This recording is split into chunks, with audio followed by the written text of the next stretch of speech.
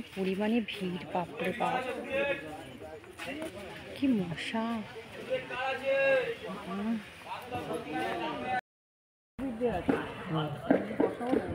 এই পিটুনিয়াগুলো কত করে দাদা? এই যে এগুলো 50 50 20 ওই জায়গা 40 এর কোনো গল্পই নেই। ওই এগুলো 150। আর দাদা বলছে এইগুলো হবে? ফুলগুলো পরিগুলো হয়ে গেল হবে? ভিতরে চার লোক আছে। এগুলো কত করে? এগুলো কত করে? 50 কি করব বলো না। আরে জানিবি না। যতটা আনন্দ নিয়ে নার্সারিতে এলাম না বন্ধুরা, ততটাই নিরানন্দ, মানে হতাশ হয়ে গেলাম। নার্সারিতে এসে দেখি ভালো ভালো কোনো গাছের চারাই নেই। যে পিটুনিয়াগুলো দেখাচ্ছে এত বিচ্ছিরি, মানে দেখে না তোমার ভক্তি হবে না, যে টাকা দিয়ে তুমি গাছ নিয়ে যাবে দেখে ভক্তি হবে না, কিরম যেন মরা মরা মনে হচ্ছে গিয়েই বোধহয় গাছটা মরে যাবে, এই রকম অবস্থা। তার উপর আবার চড়া দাম, ভাবতে পারছো? আগের বছর আমি এত দাম দিয়ে কিন্তু গাছ কিনিনি। যত বছর যাচ্ছে দেখি তত গাছের চারার দাম যেন বাড়ছে।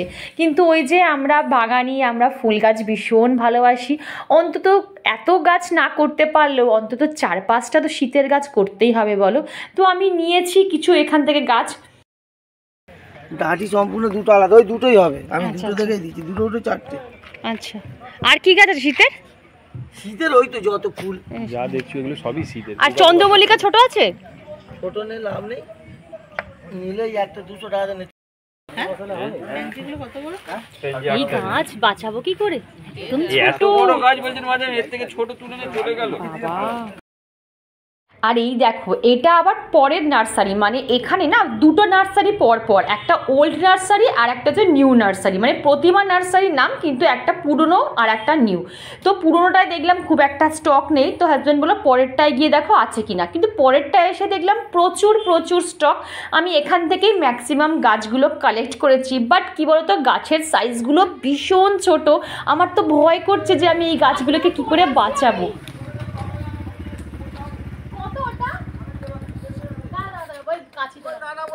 আর এখানে একটা হাসির কাণ্ড হয়েছে। আমার তো মোটামুটি গাছ কেনা কমপ্লিট, আমি চলে আসছি, দাদা আবার পেছন থেকে ডাকলো, মানে নার্সারির যে মালিক আবার পেছন থেকে ডেকে বললো না না বললে হবে না দিদি, একটা গাছ আমার খুব পছন্দ হচ্ছিলো কিন্তু দামটা একটু বেশি বলেছিল বলে আমি নিইনি, রেখে চলে আসছিলাম। সে বললো না না না এসে নিয়ে যান, ঠিক আছে একটু কমিয়ে দিচ্ছি। আসলে আমরা অনেক পুরনো কাস্টমার, তো আমরা এখান থেকেই গাছ কিনি, একটা চেনাশোনা হয়ে গেছে। তো দাদা আবার ডেকে আমাকে গাছটা একটু কমিয়ে সমিয়ে দিল। আসলে কি জানো তো, মাইন্ড সেট আপ করে আসি বাড়ির থেকে যে বেশি গাছ নেবো না, ওই 4-5টা গাছ নেবো, কিন্তু নার্সারিতে এসে আমার পুরো অঙ্ক গন্ডগোল হয়ে যায়, 4-5টা জায়গা সেটা একাধিক হয়ে যায়। কি করব বলো, লোভই সামলাতে পারি না। আর এই দেখো কত গাছ কিনেছি, সব তোমাদের সাথে বাড়িতে গিয়ে শেয়ার করব। তবে মনটা যে আমার কি ভালো লাগছে আমি বলেও বোঝাতে পারবো না। চলো বাড়িতে যাই, তারপর দেখা করছি। এই যে মা, ইনকা গাদা কি অবস্থা দেখো, ভেঙে গেছে। ভেঙে গেছে? হ্যাঁ এই তো এমন রেখেছে। এই দেখো ইনকা গাদা, অবশ্য আমি ছোট বোধহয় নিয়ে এসেছি কি জানি না। এইগুলো হচ্ছে তোমার কি বলে নাম ভুলে যাই, শুধু নাম ভুলে যাই। এই দেখো এই দেখো কি অবস্থা, দেখো গাছগুলোর। টপের মধ্যে লাগাই, গামলার মধ্যে ঢুকিয়ে রেখে দে। বাবা হ্যাঁ, গামলার মধ্যে ঢুকিয়ে রেখে দে। এই দেখো এই হচ্ছে ইনকা গাছ। এ বাবা, এই গাছগুলো বাঁচবে মা? এ গাছে কিভাবে দিয়েছে গাছগুলো, দেখো হাফ ভেঙে দিয়েছে। এত টাকা 40 টাকা করে একটা গাছ নিল, আর এই অবস্থা করে দিল। দেখো পুরো ভেঙে চুরে সব কটা ইনকা গাদান আমার গাছের ডালগুলো ভেঙে দিয়েছে। দেখো এরপর গিয়ে বলবো হবে মা এটা? হ্যাঁ হ্যাঁ গাদা গাছ ভেঙে। আর এই দেখো পুরো ডালটা এখান থেকে ভেঙে গেছে। দেখো ছোট ছোট পিটুনিয়ার টব, এই লোকে ওই থামপট বলে না, সেই থামপটে নিয়ে এসেছি। প্রচুর আছে গাছ। দাঁড়াও, নিচে থেবড়ে বস। এই নিচে থেবড়ে বসে রেখে ইস, কাগজগুলো খুলে ফেল। অন্ধকার হয়ে গেছে, কিছু দেখানো যাচ্ছে না, বন্ধ করে দাও। আর এই দুটো দেখো একদম ছোট্ট, এটা এই দুটো বোধহয় হলিহক বললো, কিন্তু এত ছোট না। আর এগুলো যেগুলো থাম পটে দেয়নি, তো ওই জন্য আমি একদম পটিং করে দিলাম। এটা 4 ইঞ্চি হবে। হ্যাঁ 4 ইঞ্চি। হ্যাঁ এই 4 ইঞ্চি টবে আপাতত দিয়ে দিলাম, তারপর আরেকটু বড় হলে তারপর আমি 6 ইঞ্চি বা 8 ইঞ্চি টবে ট্রান্সফার করে দেবো, না হলে না গাছটা মরে যাবে। ওই জন্য মা বললো বসিয়ে দে, দুটো আমি বসিয়ে দিলাম। আর আমার তো মাটি মোটামুটি রেডি আছে, একটু জল দিয়ে দিলাম, ব্যাস হয়ে যাবে। এই যে আপাতত দুটো গাছ রেডি হয়ে গেল। চলো, আর এই দেখো অন্ধকার হয়ে গেছে তো, এই যে মা এগুলো একটু জল দিতে হবে। এই যে আমরা এখন সন্ধে হয়ে গেছে দেখো। হ্যাঁ হ্যাঁ, আবার চড়াই পাখি খেয়ে নেবে জানো, এই একটা সমস্যা। গাঁদা গাছের কড়িগুলো সব আগের বছর চড়াই পাখিতে খেয়ে গেছে। আর দেখো কুইটুকু ছোট্ট ছোট্ট, দেখেছো? এটা মনে হচ্ছে হলিহক, খুব সুন্দর ফুল হয়। চলো, মা একটা গাছ বসাচ্ছে, ইনকা বসাচ্ছে মা। এই যে ইনকা গাছ দেখি মা, এই দেখো ইনকা গাছ। এ বাবা মা দেখো কইটুকু গাছ, বাজবে তো মা? এটা ইনকা গাছ। এই যে আমার ইনকা না কি জানো, কসমস। এই যে দেখো মা সকালবেলা একটা কলকে ফুল তুলতে ভুলে গেছে। এই যে এই যে এই দেখো পুরো অন্ধকার হয়ে গেছে। চলো, মা নিচে চলে গেছে। আর এই দেখো এই যে গাছের আমি খাবার এনেছি, একতারা নিয়ে এসেছি। আর এখানে রয়েছে ভার্মি কম্পোস্ট। এই যে ভার্মি কম্পোস্ট, তোমরা যারা জানো না আমি একবার দেখিয়ে দিই। দেখো ভার্মি কম্পোস্ট এরকম দেখতে হয়, অন্ধকারে তো বুঝতে পারছো না। এই দেখো এটাকে বলে ভার্মি কম্পোস্ট, বুঝলে? চলো সঙ্গে দিতে হবে। গুড ইভিনিং বন্ধুরা, এখন ঘড়িতে বাজে 6:30। কি পরিমাণে গরম লাগছে গো। একটু জানলাগুলো খুলে দিই, বিকেলের সময় না জানলাগুলো বন্ধ রাখি, যেই সন্ধ্যেটা বসে যায় তারপর জানলাটা খুলে দিই, নাহলে এত মশা আর এত শ্যামা পোকার উৎপাত যে কি ভ্যাপসা একটা গরম লাগছে, বাপরে বাপ। এই সময়টা না শরীরটা খারাপ বেশি হয়, কখনো ঠান্ডা লাগছে কখনো গরম লাগছে, এই হচ্ছে ব্যাপার। তো যাই হোক, তোমাদের তো সকাল থেকে আমি কোনো কিছু ব্লগ মানে শ্যুটই করিনি বা দেখাইনি, একদম ইভিনিং থেকে ব্লগটা স্টার্ট করেছি। তো আজকে হঠাৎ করেই প্ল্যান হয়েছে, আমি বললাম না আমাদের ওরকম প্রি প্ল্যান কোনো কাজ হয় না, সাডেনলি প্ল্যান হয়, সাডেনলি আমরা বেরিয়ে যাই। আজকে আমাকে হঠাৎ করেও খেতে খেতে বলছে, লাঞ্চ করতে করতে বলছে, তো তুমি কি নার্সারি যাবে, সময় আছে? এবারে আমি তো এক পায়ে রাজি যে হ্যাঁ আমি যাবোই যাবো, বলতে যাবো। আমি বললাম হ্যাঁ আমি যাবো। বলছে তাহলে 3:30-র মধ্যে কিন্তু বেরোতে হবে, মানে দুপুর 3:30-র মধ্যে বেরোতে হবে। আমি বললাম ঠিক আছে। কোনো রকম নাকে মুখে গুঁজেছি, কিচ্ছু তো ভিডিও শ্যুট করতে পারিনি বন্ধুরা। কোনো রকম মুখের মধ্যে সানস্ক্রিন থুবে ব্যাস বেরিয়ে গেছি। কারণ বলো তো বেশি দেরি হয়ে গেলে না তখন সন্ধে হয়ে যাবে, তো তখন গাছগুলো ঠিকঠাকভাবে ছিঁড়ে নিয়ে আসা যাবে না। আর তারপর গিয়ে তো যাই হোক অনেকগুলো গাছ কিনলাম, তোমাদের দেখালাম। আর মা বলেছিল চন্দ্রমল্লিকা আনতে, এবার আমি ভেবেছিলাম 4খানা চন্দ্রমল্লিকা আনবো, কিন্তু আমাকে গিয়ে বললো যে দিদি আপনি অনেক লেট করে এসেছেন, এখন যদি চন্দ্রমল্লিকা নিয়ে যান তাহলে কিন্তু পাবেন না ফুল। ওই কয়েকটা মাত্র যা যা দেখছেন গাছে যেটুকু কড়ি আছে সেইটুকুই পাবেন, বাদ বাকি কিন্তু কড়ি মানে ফুটে গেলে আর এক্সট্রা করে মানে নতুন করে আর করে কড়ি আসবে না। তো ভাবলাম, আর বলছে পুরো রেডি গাছ, এক একটা গাছ 200 টাকা করে, 200 টাকা করে একটা গাছ নেব ওই 5-6টা ফুলের জন্য। মানে আমার গা না কড়কড় করছে। আমি ঠিক আছে লাগবে না, আমি পরের বছর আসবো চন্দ্রমল্লিকা নিতে। বলছে একদম পুজোর পর আসলে তবে ঠিকঠাক হতো। তো ওই জন্য আমার নিলাম না, মনটা খারাপ হয়ে গেল। তবে অনেকগুলোই নিলাম, ডালিয়া, পিটুনিয়া অনেক রকম নিয়েছি, হলিহক এইসব নিয়েছি। তো যাই হোক, আর কি বলবো, মানে আমার যে কি ভালো লাগছে যে আমি ভাবছি কতক্ষণে গিয়ে পটিং করব, কতক্ষণে গাছগুলোকে রেডি করব, কতক্ষণে আমার কাছে ফুল আসবে, আর কতক্ষণে গিয়ে তোমাদের সাথে আমি শেয়ার করবো প্রত্যেকটা দিন, তখন আমি একটু একটু করে ভিডিও করব। তো এই হচ্ছে ব্যাপার। আর একটা কথা, সবচেয়ে বড় কথা, আমার সাথে যদি এই কথাটা তোমরা সহমত হও অবশ্যই আমার কমেন্টে জানাবে যে বিজনেস যাদের হাজবেন্ড বিজনেস করে তাদের ওয়াইফের কি দশা হয়।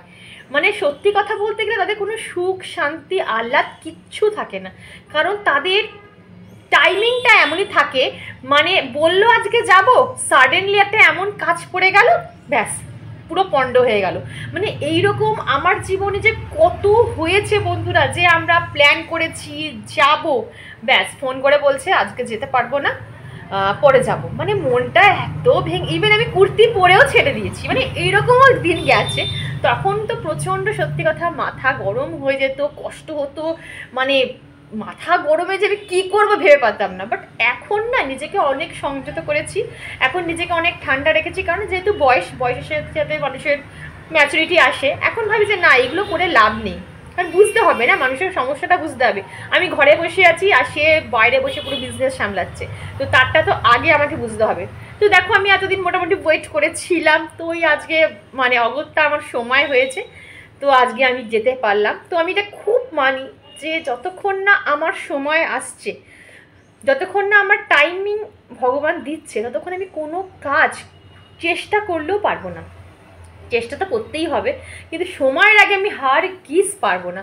তো ওই জন্য এখন বৃথা চেষ্টা করা, বৃথা রাগ করা আমি একেবারেই ছেড়ে দিচ্ছি। বন্ধুরা, তোমরা শুধু এই ছোট্ট টিপসটা ফলো করো। আমি আমার সাংসারিক জীবন থেকেই বলছি যে বিনা কারণে রাগ করা আর বিনা কারণে কি বলবো মানে চেষ্টা করা, এটা করো না। মানে তুমি সময়ের উপর ছেড়ে দাও, দেখবে ঠিক যদি তোমার কপালে থাকে অবশ্যই অবশ্যই তোমার সাথে ঘটবেই ঘটবে। আজ না হলে কাল, না হলে 2 দিন পর, নাহলে 10 দিন পর। তো এই হচ্ছে ব্যাপার, আমি আবার নিজের অভিজ্ঞতা থেকে বলছি। তো অনেক বকর বকর করে নিলাম। চলো, ওখানে আমার গোলমরিচটা মানে গরম হয়ে গেছে, মিক্সার গ্রাইন্ডারটা না চালাতে চালাতে গরম হয়ে গেছে, ওই জন্য একটু রেস্ট দিলাম। তো এবারে আরেকবার চালালে মানে ফাইনাল গুঁড়োটা হয়ে যাবে। চলো। আচ্ছা বন্ধুরা, আমার কথায় প্লিজ তোমরা কেউ ভুল ভেবো না। বৃথা চেষ্টা মানে কিন্তু আমি এখানে এটা বলতে চাইনি যে কোনো কাজের তোমরা চেষ্টা করো না। যে কোনো কাজ করতে গেলে বা কাজের সাকসেস আনতে গেলে আমাদের বারবার চেষ্টা করতে হয়। আমি এখানে বলেছি যে ধরো অন্যের কাছে নিজেকে ইমপ্রেসড করার চেষ্টা বা অন্যের কাছে নিজেকে যাচাই করার চেষ্টা। কেউ তোমাকে ভুল বুঝছে, সেই ভুলটা ভাঙানোর বারবার চেষ্টা। কেউ তোমাকে বুঝছে না, তোমাকে বোঝানোর বারবার চেষ্টা। এটা আমার কাছে বৃথা চেষ্টা বলে মনে হয়। সেই চেষ্টাটা এখন আর আমি একদমই করি না। তো দেখো বন্ধুরা, আমার কিন্তু এখানে গোলমরিচটা তোমরা দেখতে পাচ্ছ কিনা জানি না, আমার এখানে গোলমরিচটা কিন্তু পুরো শুকনো খোলায় না আমি চেলে নিয়েছি, ঠিক আছে? আমি একটু গরম করে নিয়েছি, কারণ গোলমরিচ আমি গুঁড়ো একদমই আনি না। সবসময় আমি চেষ্টা করি ঘরে এরকম গোলমরিচ এনে সেটাকে ভালো করে একটু গরম তাওয়ায় নিয়ে তারপরে আমি মিক্সার গ্রাইন্ডারে মানে মিক্স করে রেখে দিই। আর এখানে মেয়ের জন্য কফি আছে, আজকে মেয়ের পড়া নেই, কফি করে দেবো।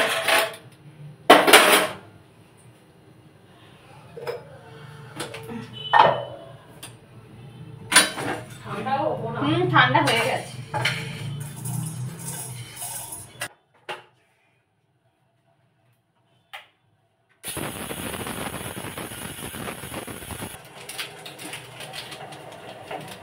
আজকে লিকুইড দুধটা নেই বলে গুঁড়ো দুধ দিয়ে মেয়েকে কফি করে দিচ্ছি। লিকুইড দুধ দিয়ে ছাড়া না কফি ভালো হয় না, এই গুঁড়ো দুধ দিয়ে কফি একদম খেতে ভালো লাগে না। বললাম খাস না, একটু দাও একটু দাও, বললাম কমপ্লেন খা। মা কাঁচের কাপটা দাও তো একটু।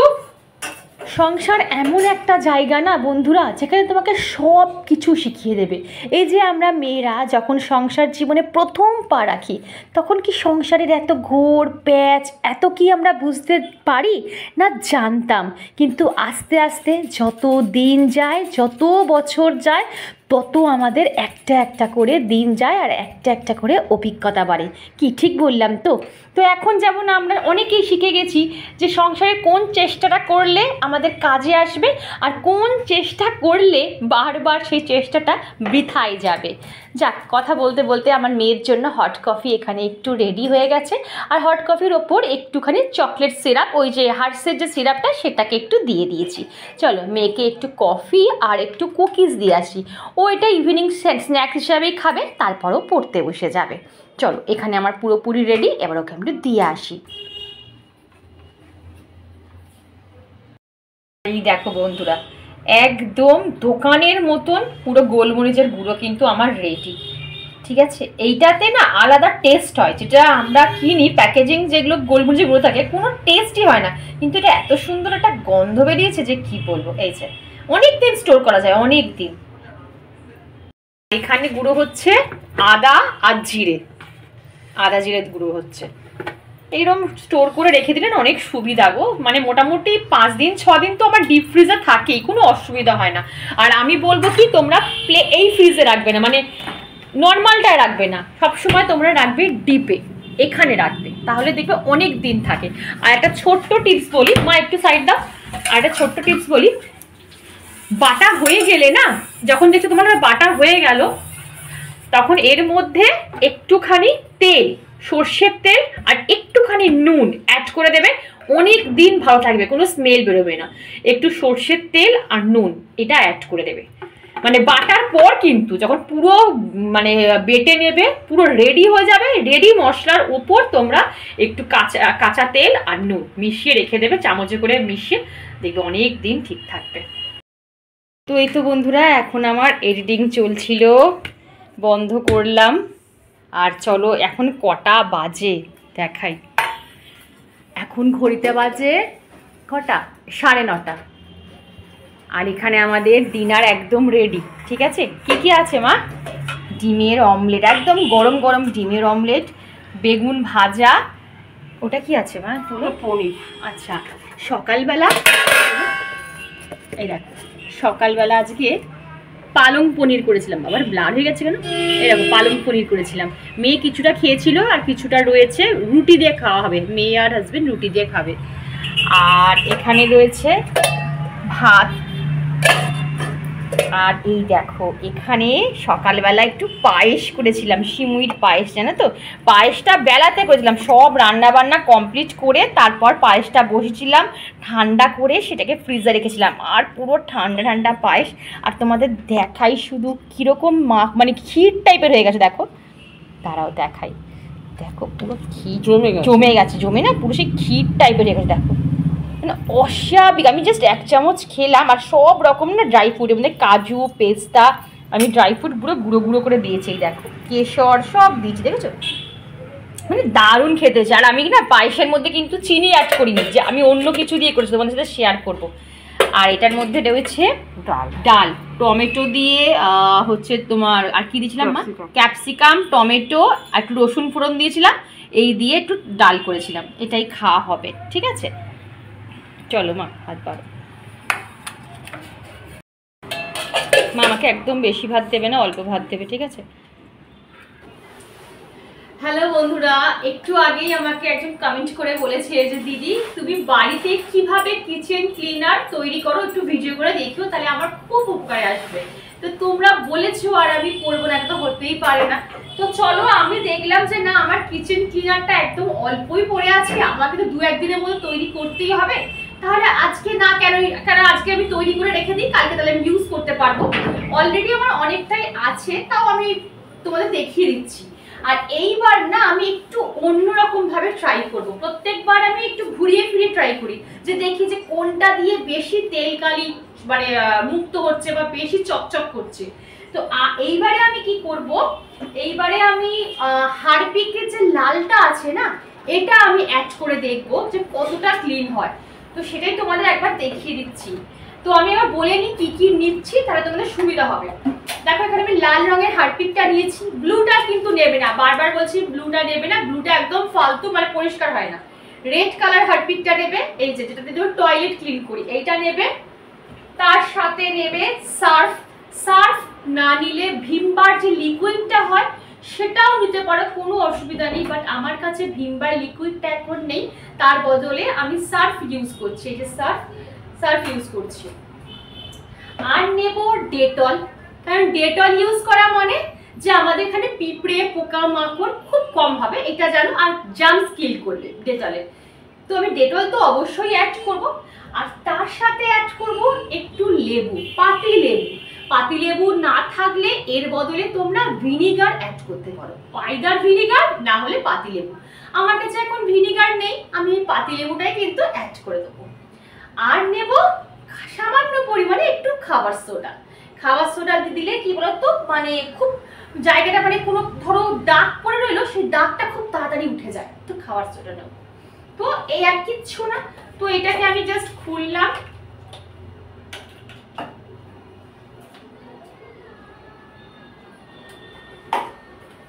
তোমাদের আমি তো হাতে নাতে দেখিয়ে দিচ্ছি।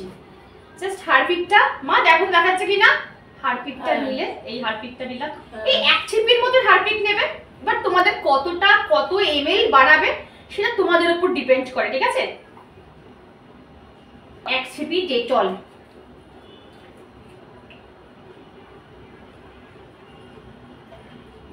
অ্যাড করব অল্প, হ্যাঁ জাস্ট অল্প। দেখবে স্টিলটা খুব চকচক করে। আর আমার মনে হয় হারপিক দিলে সার্ফ দিতে হয় না, সার্ফ লাগবে, তাও আমি একটু দিয়ে দিলাম সার্ফ।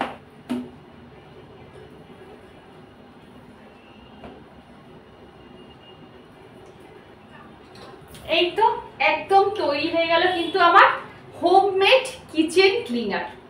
অবশ্যই তোমরা ট্রাই করে আমাকে রিভিউ দিও।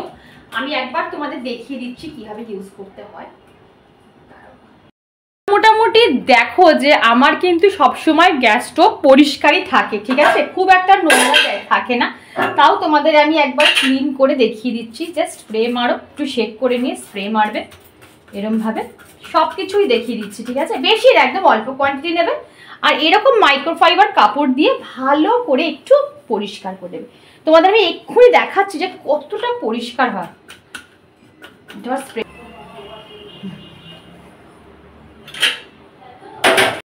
আমার গ্যাস স্টোভটা কতটা পরিমাণে চকচক করছে দেখো, কতটা শাইন দিচ্ছে দেখো, দেখতে পাচ্ছ? দেখো আমি তোমাদের দূর থেকে দেখাতে, আপনারা বুঝতে পারবে। এই দেখো, ইভেন আমার ওয়ালগুলোও দেখো কতটা চকচকে। এটা কিন্তু আমার ভেবো না যে আমার 1 মাস 2 মাসের রান্নাঘর, তোমরা দেখেছো তা কতটা চকচকে, শুধু দেখো, কোনো তেল কালির কোনো ব্যাপারই কিন্তু নেই। আজকে আমি আমার কিচেন থেকেই আমার ব্লগটা শেষ করছি। আর এখন আমি খাবো ইসবগুল, একটু গরম জলে ইসবগুল, ঠিক আছে। এটা আমি খাবার চেষ্টা করি, সপ্তাহে 2-3 দিন খাই, পেটটা যাতে ক্লিয়ার থাকে, আর কিছুই না। তো চলো, ভিডিওর কোনো অংশ ভালো লাগলে চ্যানেলটা সাবস্ক্রাইব করে পাশে থেকো, লাইক করো, শেয়ার করো, কমেন্ট করতে একদম ভুলো না। দেখা হচ্ছে আবার নেক্সট ব্লগে। ততক্ষণ সবাই খুব খুব ভালো থেকো। Tata, love you all.